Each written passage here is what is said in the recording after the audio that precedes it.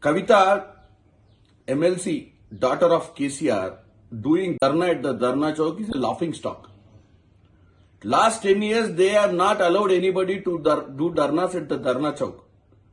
Today, she is doing dharna at the Dharna Chowk in regard to the BC reservations.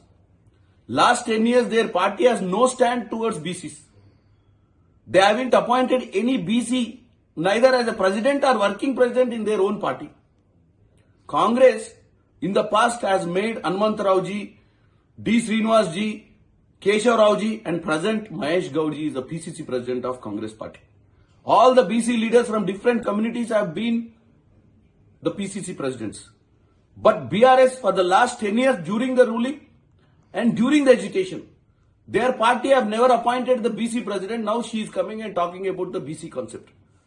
After releasing from the jail, she wants to take the BC concept because Congress is already doing caste census and Congress is very much concentrating on implementing the reservations according to the caste census.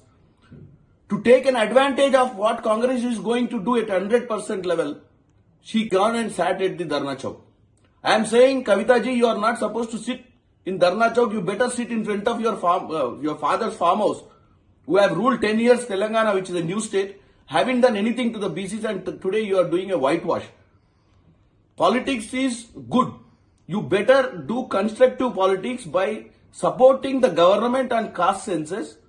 But whereas your party has disturbed during the caste census door to door when officers have gone, questioning why are you disturbing, why are you taking their data, all these nonsense questions have been raised by your party to stop this caste census. So you don't have any right to sit in the Dharna Chowk today. ఈరోజు కవిత గారు ధర్నా చౌక్ లో ధర్నా చేయడము చాలా విడ్డూరంగా ఉంది. 10 ఏళ్ల పాలనలో ధర్నా చౌక్ లో ధర్నాలే చేయకుండా చేసినటువంటి బీఆర్ఎస్ ప్రభుత్వంలో అది కూడా బీసీ నినాదం ఎత్తుకొని ధర్నా చౌక్ లో కవిత గారు కూర్చోవడం చూస్తే నవ్వు వస్తుంది. కాంగ్రెస్ పార్టీ చిత్తశుద్ధితోటి కులగణన చేసేదే బీసీల కోసము. 42% రిజర్వేషన్ కాదు, ఎంత కులగణనలో పర్సంటేజ్ ఉందో చూసి దాని ప్రకారం నిర్ణయం తీసుకోవాలని భారతదేశంలో మొట్టమొదటిసారిగా సంవత్సర పాలనలో కాంగ్రెస్ పార్టీ రేవంత్ రెడ్డి ముఖ్యమంత్రి గారు ఈ కార్యక్రమం చేపడితే, ఇప్పుడు అదేదో జరగబోతుందని తెలుసుకొని ముందే ధర్నా చౌక్ లో కూర్చొని కాంగ్రెస్ మా వల్లనే చేసిందని చెప్పుకోవడానికే కవిత గారు ప్రయత్నిస్తున్నట్టుంది. కానీ ఆమెకి ఏమాత్రము వాళ్లకు గాని వాళ్ళ పార్టీకి గాని చిత్తశుద్ధి ఉందనిపిస్తలేదు. ధర్నా చేయాలనుకుంటే ధర్నా చౌక్లా కాదు, మీ నాయన ఉన్న ఫామ్ హౌస్ ముందు పోయి ధర్నా చేయండి. ఎందుకంటే 10 ఏళ్ల పాలనలో బీసీలకు ఏ రోజు పెద్దపీఠం వేసినటువంటి దాఖలాలు కనపడలేదు, బీసీల కోసం కులగణన చేసిన దాఖలాలు కనపడలేదు, బీసీల రిజర్వేషన్ కోసం మీరు 22% నుంచి 5% తీసుకొచ్చే ప్రయత్నం చేసినట్టు ఇక్కడ కనపడలేదు.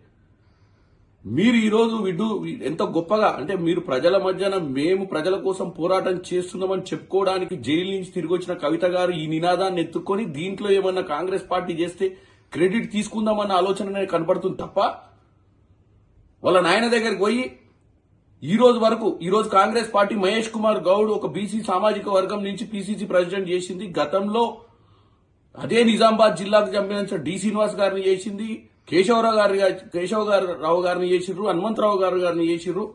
మరి మీరెందుకు చేయలేదు? ఈవెన్ వర్కింగ్ ప్రెసిడెంట్ మీ ఇంట్లోనే ఉండాలి, ప్రెసిడెంట్ మీ ఇంట్లోనే ఉండాలి. మరి బీసీలకు మీరు మొట్టమొదటిగా మీ సొంత పార్టీలో మీరు ఏకకాలం అంటే ఒక గంట సేపట్ల నిర్ణయం తీసుకునే దాంట్లోనే నిర్ణయం తీసుకోలేని మీరు పార్టీ అధ్యక్షుడిని చేసే పరిస్థితి కానీ వర్కింగ్ ప్రెసిడెంట్ ని చేసే పరిస్థితి లేని మీరు ఈరోజు ప్రజలకు ఏం చెప్పాలనుకుంటున్నారు అనేది క్లియర్ ఫ్యాక్ట్ కనబడుతుంది.